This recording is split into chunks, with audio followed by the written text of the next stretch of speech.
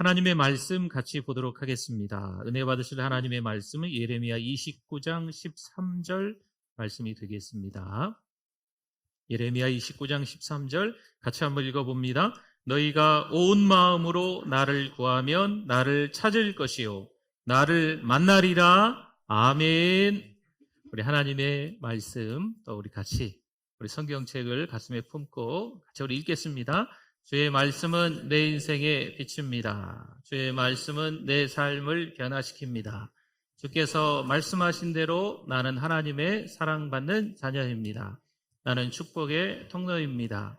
오늘도 주의 말씀에 내 마음의 문을 엽니다. 말씀하여 주옵소서. 듣고 깨닫고 말씀대로 살겠습니다. 아멘. 우리 앞뒤로 옆뒤로 또 한번 다 보시고 같이 한번 인사하겠습니다. 잘 오셨습니다. 은혜 많이 받으세요. 네, 반갑습니다. 네. 요즘 사는 게 참 어렵다 이런 이야기들을 좀 하는 것 같습니다. 한참 좋을 때도 있었지만 요즘은 뭐 물가가 다 오르고 월급만 안 오르고 물가는 다 오른다고 다른 건 다 오른다는 얘기를 할 정도로 참 사는 게 좀 어려운 것 같습니다. 그래서 그럴까요? 살면서 좀 지치고 하다못해 탈진하기까지 하는 일들도 있는 것 같아요. 또 이어서 좌절하고 절망까지 하는 일들이 속속 드러나고 있습니다. 마음이 답답한 인생을 살아가고 있는 것이요. 왜일까요? 살아있지만 생명의 기운을 느끼지 못하기 때문입니다. 그래도 살기 위해 발버둥 치겠죠. 살기 위해 무진장 노력은 하겠죠. 그러나 생존하는 것조차 쉽지 않은 세상입니다. 하나님을 알지 못하는 사람의 삶은 이렇게 혼란스럽고 무질서합니다. 완악한 삶을 살아가고 있습니다. 살기 위해 애쓰는 것 같은데 결과는 초라하고 비참하기까지 합니다. 그래서 쉽게 지치고 탈진하지 않을까 생각 들어집니다. 성도 여러분, 이런 사람은 그 마음에 하나님을 모셔드리기 어렵습니다.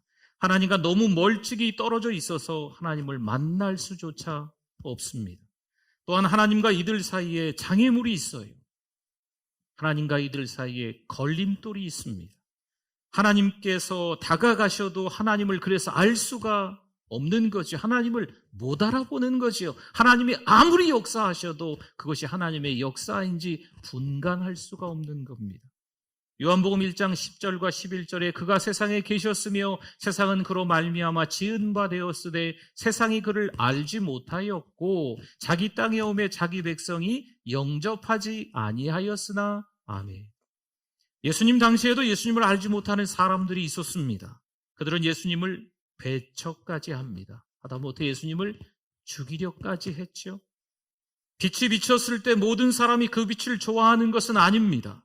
빛이 생명만 주는 것이 아니라 그 빛은 심판도 하기 때문입니다. 하나님의 말씀도 마찬가지입니다. 하나님의 말씀에는요, 생명과 능력이 있습니다. 생명력이 있는 하나님의 말씀인 줄 믿습니다. 그런데 하나님의 말씀을 받으려고 하는 사람에게만 생명력이 될 뿐입니다. 하나님의 말씀이 들려도 듣지 않는 분이 있어요. 물론 다 이유는 있겠죠. 피곤해서겠지요. 재미없어서겠지요. 불편해서겠지요.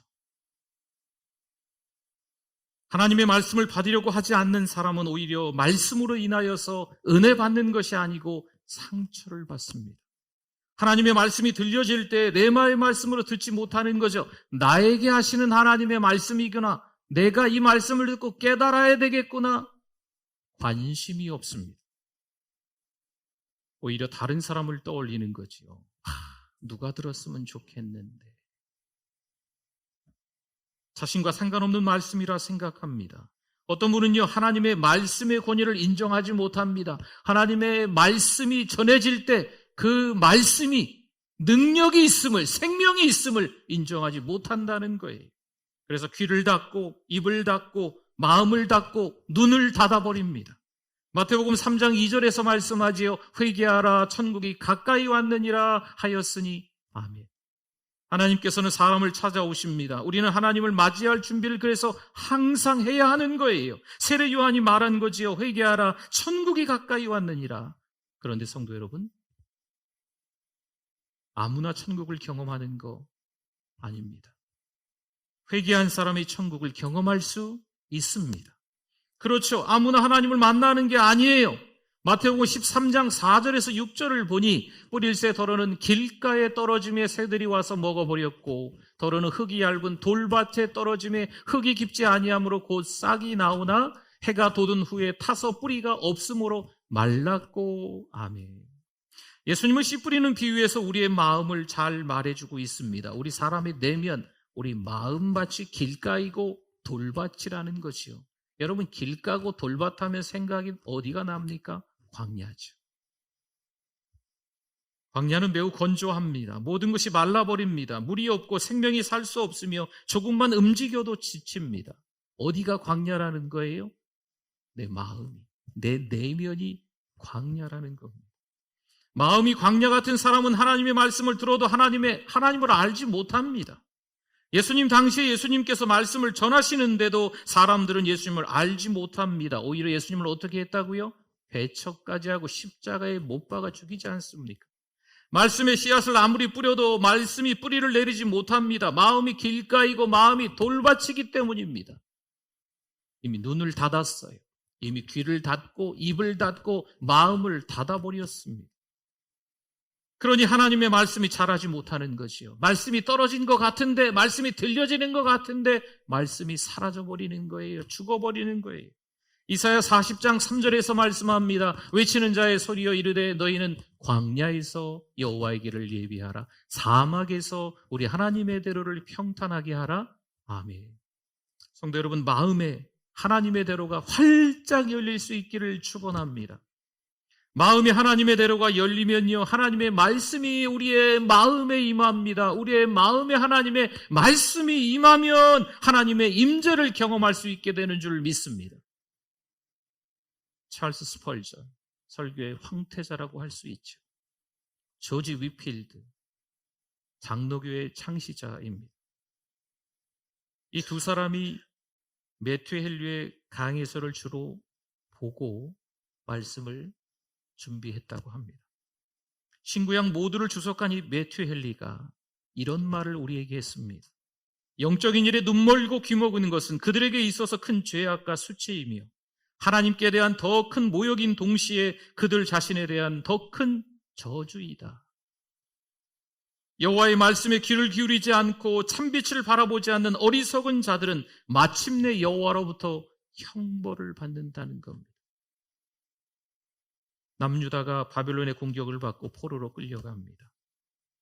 여러분, 여호와께서 무능력하시기 때문에 이 남유다가 멸망하고 그 많은 사람들이 포로로 끌려간 걸까요? 아닙니다.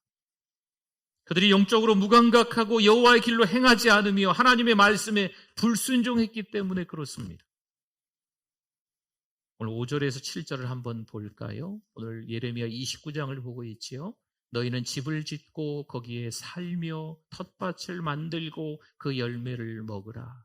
아내를 맞이하여 자녀를 낳으며 너희 아들이 아내를 맞이하며 너희 딸이 남편을 맞아 그들로 자녀를 낳게 하여 너희가 거기에서 번성하고 줄어들지 아니하게 하라. 너희는 내가 사로잡혀 가게 한 그 성읍의 평안을 구하고 그를 위하여 여호와께 기도하라. 이는 그 성읍이 평안함으로 너희도 평안할 것임이라. 아멘. 바벨론이 포로로 끌려간 사람들, 바벨론의 포로로 끌려간 그 많은 사람들, 스스로 하나님께 버림받은 사람이라고 생각하고 낙심합니다. 낙담하는 거죠. 그런데 예레미야는 이런 그들에게 지금 방금 읽어드렸던 그 내용의 편지를 쓰는 거예요. 포로로 잡혀간 그곳에서 집을 짓고 정착하라는 거지요. 결혼하라는 거예요. 그 땅을 위해서 기도하라는 거지요. 그 땅이 어떤 나라입니까? 자기의 고국을 멸망시키고 지금 포로로 끌려와 있는 나라임에도 불구하고 그 땅에서 정착하라고 해요. 왜일까요? 그 땅에서의 기간이 짧지 않기 때문이에요. 몇 년? 70년 동안 있어야 될 것이기 때문입니다. 포로로 잡혀간 사람들의 마음은요, 지금 커다란 공황 상태에 빠져 있습니다. 그런데 12절과 13절을 이어서 볼까요? 너희가 내게 부르짖으며 내게 와서 기도하면 내가 너희들의 기도를 들을 것이요 너희가 온 마음으로 나를 구하면 나를 찾을 것이요 나를 만나리라. 아멘. 예레미야는 포로로 잡혀간 이들에게 하나님을 찾으라 합니다. 이들이 포로로 잡혀간 이방의 땅에서 하나님을 찾고 하나님을 의지한다면 하나님께서 그들을 만나주시고 그들의 기도를 들으신다는 거예요.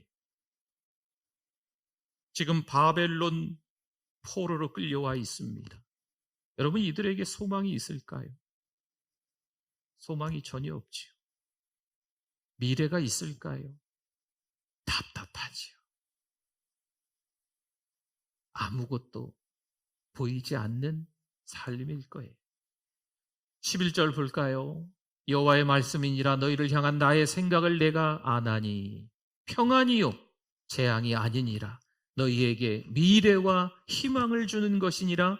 아멘.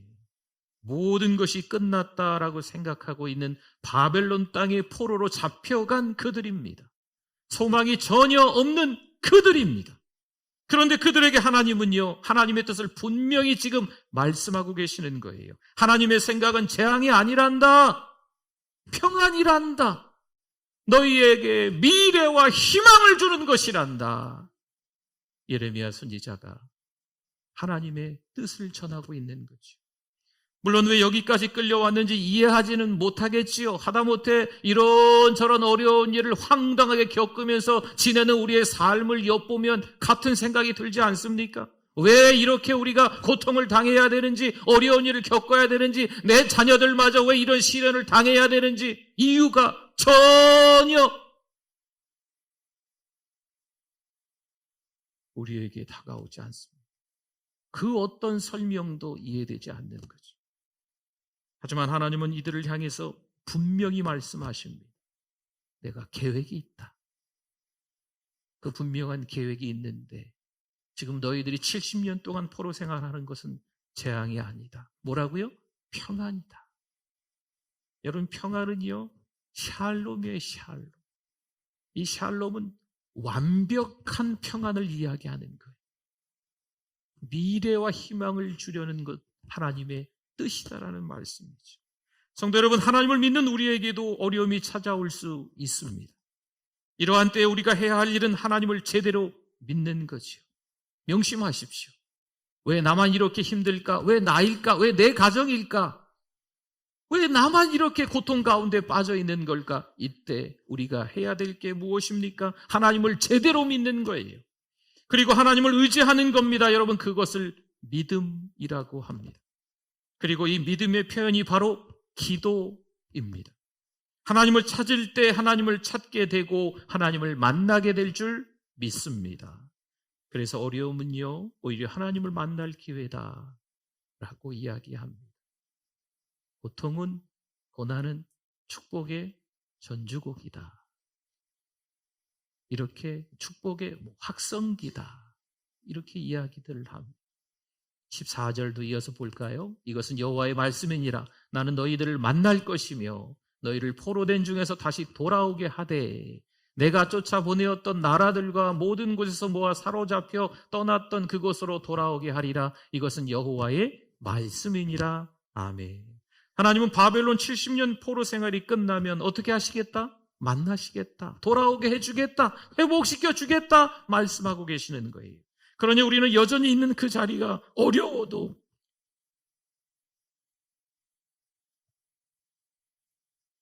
어렵고 힘들어도 그 자리가 고통스러워도 누구를 찾아야 돼요? 하나님을 찾아야 될 줄 믿습니다. 예수님을 믿은 우리는 하나님의 자녀가 되었습니다. 하나님의 자녀인 우리는요, 우리가 존귀한 사람인 것을 깨닫습니다. 복음을 아는 사람은 자신이 얼마나 귀중한 존재인지를 알아요. 사실 우리는 죄인이잖아요. 내세울 만한 게 전혀 없잖아요. 하나님이 자격을 따져서 하나님의 자녀가 되게 만들어줄 거야 하면 그 자격 되시겠습니까? 조건을 따져서 어느 정도 수준이 돼야 내 자녀가 되는 거에 하나님이 말씀하시면 여러분 여기에 계신 분 가운데 얼마나 합격을 하시겠어요? 글쎄요. 저를 포함해서 다 탈락하시지 않을까 싶습니다. 하나님께서는요, 우리를 사랑하셔서 우리의 독생자이신 예수님을 우리 대신에 십자가에 못 박혀 죽게 하셨어요. 여러분, 십자가는요, 하나님이 얼마나 우리를 사랑하시는지를 잘 보여주고 있는 하나님의 열정이고 하나님의 열심인 줄 믿습니다. 이를 통해서 우리는 하나님께서 우리를 얼마나 귀중하게 생각하시는지 정확하게 알게 됐습니다. 우리는 이제 무가치한 존재가 아닙니다. 우리가 하나님께 귀중한 존재라는 것을 깨달아야 될 줄 믿습니다. 로마서 8장 1절에서 이렇게 말씀하네요. 그러므로 이제 그리스도 예수 안에 있는 자에게는 결코 뭐가 없어요? 정죄함이 없나니? 아멘. 이제 우리는 자신을 정죄할 이유가 없습니다. 세상 사람들은 말하죠. 완벽해져야 인정한다고, 완벽해져야 사랑받는다고 생각합니다. 그래서 사람들은 사랑받으려고, 인정받으려고 너무나 노력을 많이 하죠. 발버둥을 치고 있습니다. 자신을 포장을 합니다. 인정받으려고, 사랑받으려고, 높은 데 올라가려고 무진장 애를 쓰면서 노력하면서 살아가죠. 정말 노력한다고 우리가 완벽해질 수 있을까요? 여러분 경험해 보셨잖아요.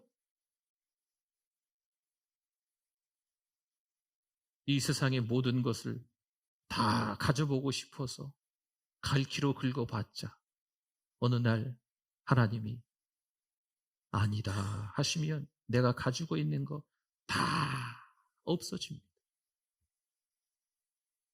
그렇게 열심히 운동하고 그렇게 열심히 건강 챙겨서 이것도 드시고 저것도 드시고 했는데 하나님이 때가 돼서 너 사명 다했으니 와라 하시면 그때 갈 수밖에 없는 것이 우리의 인생입니다.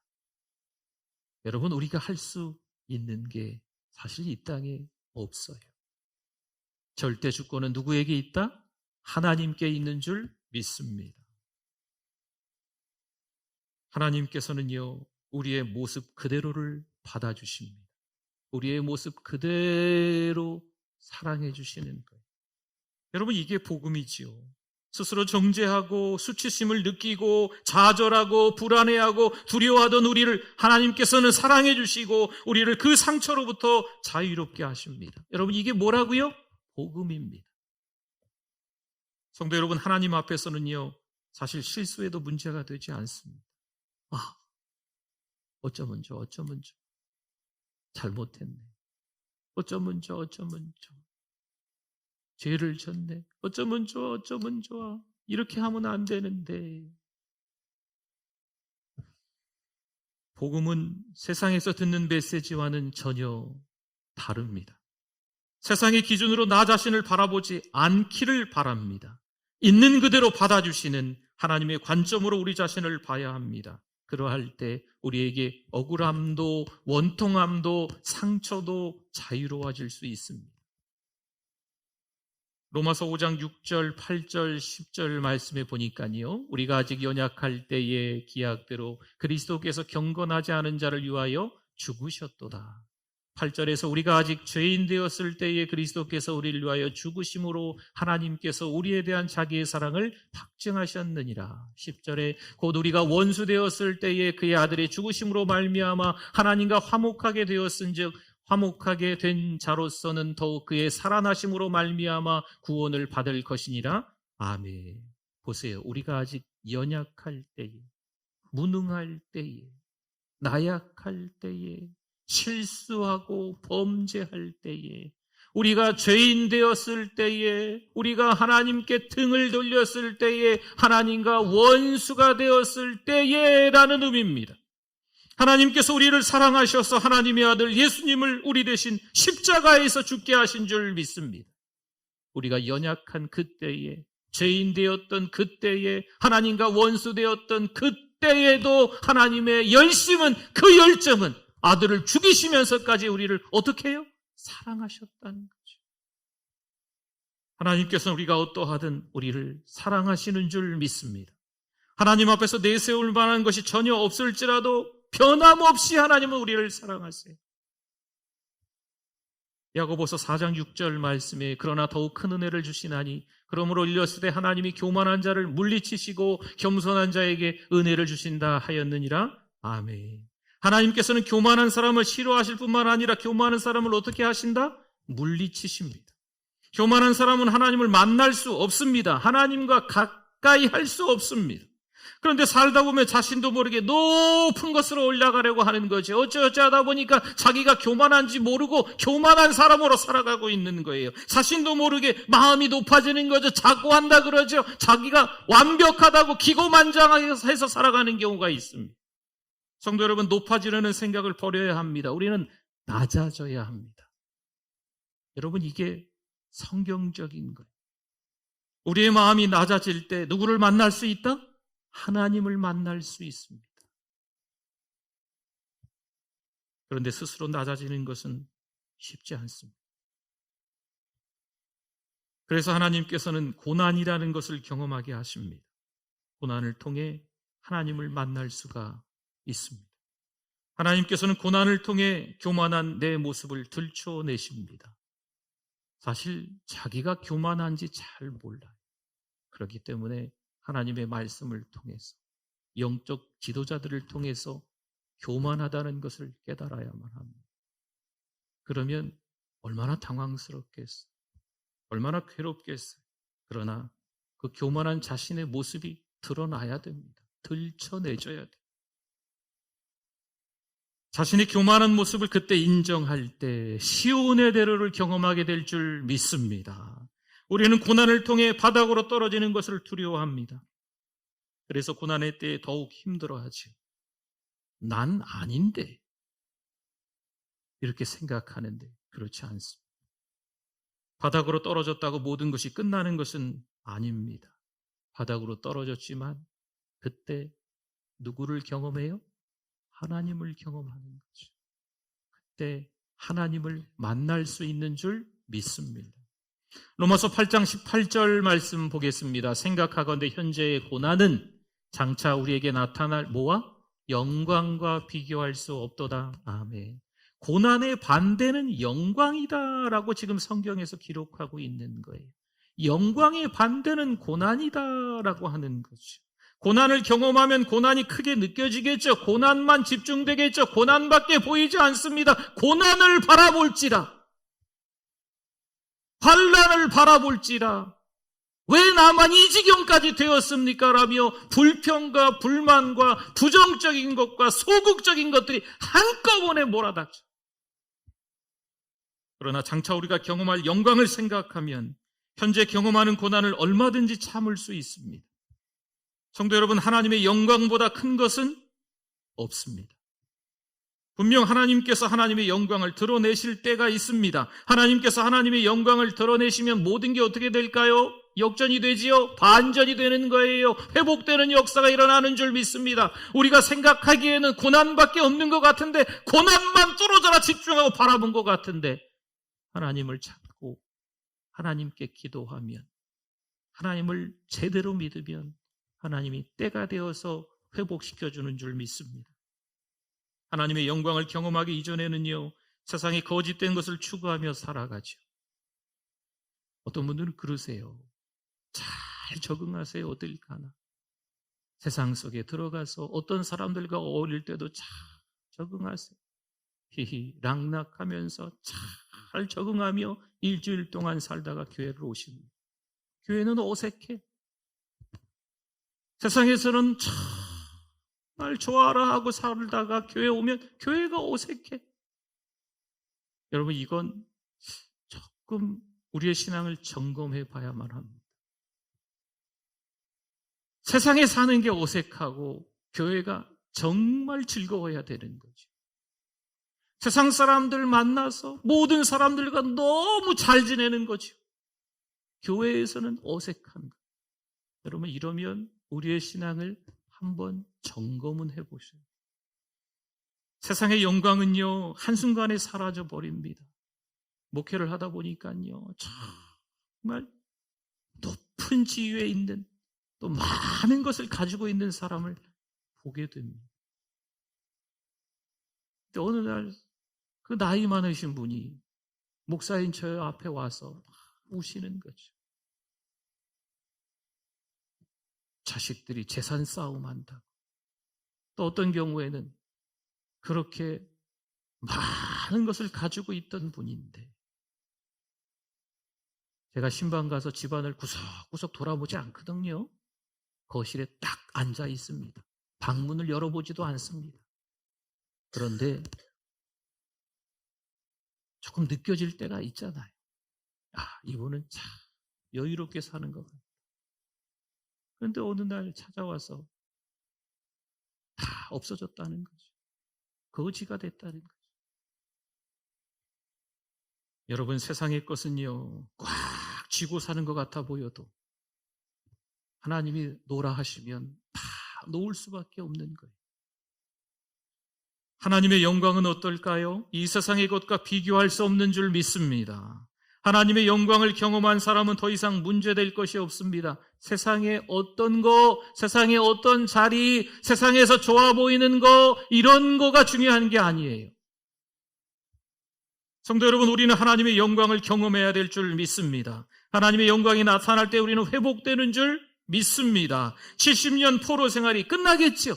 끝나면 다시 이스라엘 백성들이 어디로 돌아올까요? 고국으로 돌아오겠죠. 사랑하는 성도 여러분, 우리도 마찬가지입니다. 우리도 살다 보니까 어려운 날이 있습니다. 고난이 있습니다. 자식들이 일이 잘 안 풀릴 때가 있습니다. 건강이 여의치 않을 때가 있어요. 그러나 하나님의 때가 되면 하나님이 회복시켜 주실 줄 믿습니다. 불평하지 마십시오. 원망하지 마십시오. 이거 하나님이 참신은 맞는가? 하나님이 계시기는 한가? 하나님 주무세요? 하나님 좋으세요? 여러분, 하나님을 부정적으로 한 번이라도 말씀하는 그런 실수를 범하지 마십시오. 불평하지 마십시오. 우리 안에 있는 어둠, 아픔, 상처, 하나님의 영광이 임하면 다 사라지게 될 줄 믿습니다. 참 자유를 경험하게 되는 거죠. 사랑하는 성도 여러분, 이제 다시 저와 여러분이 하나님을 만날 수 있기를 축원합니다.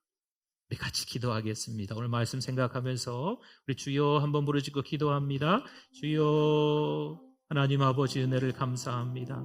더 가까이 하나님 가까이 가게 하여 주시옵소서. 하나님, 실수도 많고 문제도 많고 자격도 안 되는 우리들이지만 있는 모습 그대로 하나님께 더 가까이 나가게 해주셔서 하나님이 역전시켜 줄 줄 믿습니다. 하나님이 반전의 역사를 우리에게 허락하실 줄 믿습니다. 하나님, 우리가 무능해서, 우리가 무력해서, 하나님 아버지, 하나님 무가치해서, 하나님 우리의 존재를 모르고 내 마음대로 세상에서 살아가고 있습니다. 하나님을 사랑한다 말하면서 하나님께 사랑의 표현을 하지 못하는, 제대로 된 믿음이 아니고 제대로 된 기도가 아닌, 제대로 된 신앙이 아닌 우리를 용서하여 주시옵소서. 하나님만 의지하고 살아가는 우리들 되게 하여 주시옵소서. 하나님 아버지, 은혜를 감사합니다. 오늘 이 아침에도 하나님께서 만나주셔서 감사합니다. 연약하고 부족하고 무능한 우리들인데 그래도 하나님이 찾아와 주셔서 깨닫게 해주시니 감사합니다. 10월 한 달 하나님의 은혜로 살아가게 하여 주시옵소서. 아웅다웅하며 세상 것을 쫓아 살아가는 것이 아니고 하나님의 영광을 바라보며 하나님께서 우리를 얼마나 그 십자가상에서 사랑하셨는지를 깨달으며 모든 주권이 하나님께 있음을 기억하는 삶, 우리의 삶, 우리의 인생, 우리의 신앙이 되게 하여 주시옵소서. 예수님의 이름으로 기도드립니다. 아멘.